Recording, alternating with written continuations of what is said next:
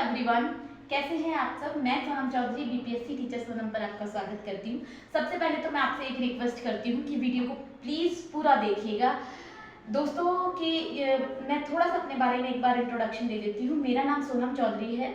मैंने BPSC TRE 3 में selection लिया है। फिलहाल मैं नालंदा डिस्ट्रिक्ट में पोस्टेड हूँ। तो आज मैं बहुत ही इम्पॉर्टेंट टॉपिक पर आपके साथ बात करने आई हूँ कि जैसा सचिन सर ने अपनी वीडियो में बताया था, जो अक्सर ऑथेंटिक न्यूज़ ही लेकर आते हैं कि जुलाई एंड तक जो है आपका इसका केवीएस का नोटिफिकेशन आ जाएगा। तो लास्ट टाइम मैं अगर आपको बताऊं, मैंने लास्ट टाइम केवीएस का रिटन क्लियर किया था, बस मैं इंटरव्यू नहीं कर पाई।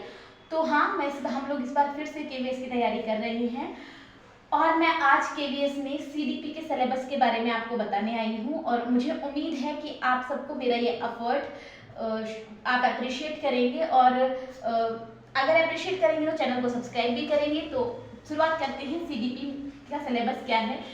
एक्चुअली जो इसमें आप सिलेबस जब देखेंगे तो उसमें जो पॉइंट दे रखा है, सिलेबस का जो नाम दे रखा है वो सीडीपी के नाम से नहीं दे रखा है। इसमें नाम दे रखा है आपका perspective of education and leadership. इस नाम से सिलेबस है हमारा मेंशन जो है।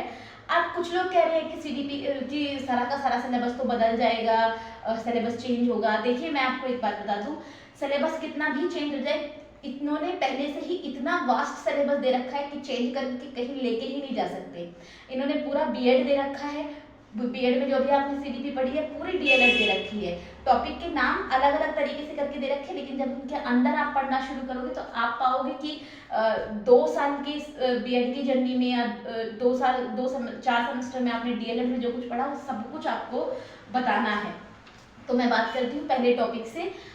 आपका जो सीडीपी का सेक्शन है 5 यूनिट में डिवाइडेड, 5 यूनिट में आपका डिवाइडेड हो गया। पहली यूनिट है आपकी अंडरस्टैंडिंग द लर्नर, मतलब आपको लर्नर को अंडरस्टैंड करना है। यानी इस यूनिट में आपके सामने बात होगी ग्रोथ की, मैच्योरेशन की, डेवलपमेंट की, और बात होगी साथ साथ में इस बारे में कि जब एक बच्चा अडोलसेंस में पहुंचता है तब उसके अंदर क्या चेंज आते हैं और उस टाइम एक टीचर की क्या स्ट्रेटेजी होनी चाहिए उन इश्यूज को, उन प्रॉब्लम को टैकल करने के लिए।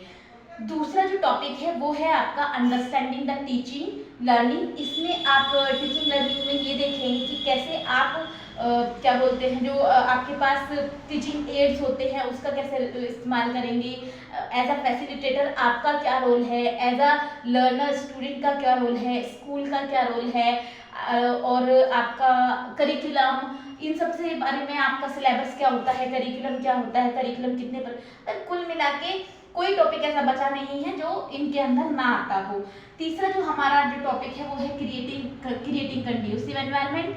क्रिएटिंग कंड्यूसिव एनवायरनमेंट में क्या होगा, आप लोग और हम लोग मिलकर ये जानने की कोशिश करेंगे कि अगर कोई डिसेबल बच्चा है तो उसको कैसे इंक्लूड, कुल मिला के इंक्लूजन की बात होगी इसमें। किसी भी तरीके का अगर कोई स्पेशल बच्चा है तो उसके साथ क्या करना है, उसको क्या फैसिलिटीज देनी है, चाहे वो बिलो द ग्रेड्स हो या अबव द ग्रेड्स हो, कैसे भी स्पेशल कैटेगरी में हो, हम उस बारे में बात करेंगे।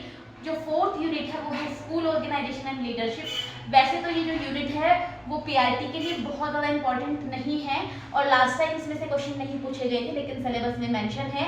इसमें वैसे तो प्रिंसिपल के लिए बहुत ज़्यादा इंपॉर्टेंट है, जब प्रिंसिपल की पोस्ट निकलती है उसके लिए, लेकिन कोई ज़रूरी नहीं है कि भाई ऐसा ही हो कि प्रिंसिपल की पोस्ट के लिए ही आपका क्वेश्चन पूछा जाए। इसमें हम लोगों को एज अ लीडर हमारी क्या रिस्पॉन्सिबिलिटी होती है, क्लास में अगर हम एज अ लीडर काम कर रहे हैं तो क्या काम, कैसे काम हम लोगों को करने हैं, क्या क्या रिस्पॉन्सिबिलिटीज हो सकती है, बच्चों को लीडरशिप हम कैसे सिखाएं, स्कूल ऑर्गेनाइजेशन जो है वो किस तरीके से एक अच्छा लीडरशिप तैयार करने में हेल्प कर सकता है, ये सारी चीज़ें इस यूनिट में बताई जाएगी।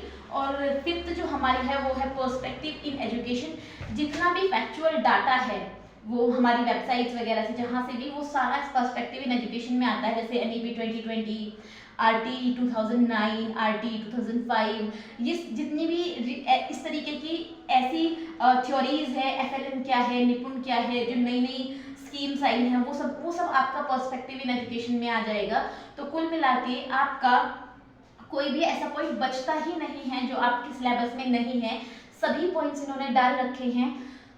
अगर हम अभी से सिलेबस के अकॉर्डिंग प्रिपेयर करते हैं तब जाके हम, क्योंकि लास्ट टाइम दिसंबर एंड में आपके फॉर्म्स आए थे और फरवरी के स्टार्टिंग 7 फरवरी का मेरा एग्जाम था, तो फरवरी के स्टार्टिंग में पेपर हो गया था। तो अब आप देख सकते हैं कि कितना ज़्यादा ये टाइम देते हैं किसी भी एग्जाम को प्रिपेयर करने में। अगर आप पहले से तैयार हैं तब भी आपको 3 महीने लगते हैं। तो अगर एकदम से नोटिफिकेशन आता है तो आपका जो है फिर पेपर वगैरह सब कुछ एकदम से कर लिया जाएगा। तो मुझे उम्मीद है कि आपको ये मेरी जो मैंने कॉन्सेप्ट बताया वो आपको समझ आया होगा। अगर पसंद आया है तो चैनल को सब्सक्राइब कर दीजिए, वीडियो को लाइक कर दीजिए। अगर आप किसी और सब्जेक्ट का भी सिलेबस जानना चाहते हैं तो आप मुझे कमेंट में बता दीजिएगा, मैं बना दूंगी। और प्लीज़ वीडियो को ज़्यादा से ज़्यादा शेयर कीजिए ताकि जिन लोगों के पास में सिलेबस तक नहीं पहुँच पा रहे वो पहुँच जाए। और फर्दर वीडियो में मिलते हैं किसी और सब्जेक्ट के सिलेबस के साथ। तब तक के लिए थैंक यू, नमस्ते, बाय बाय।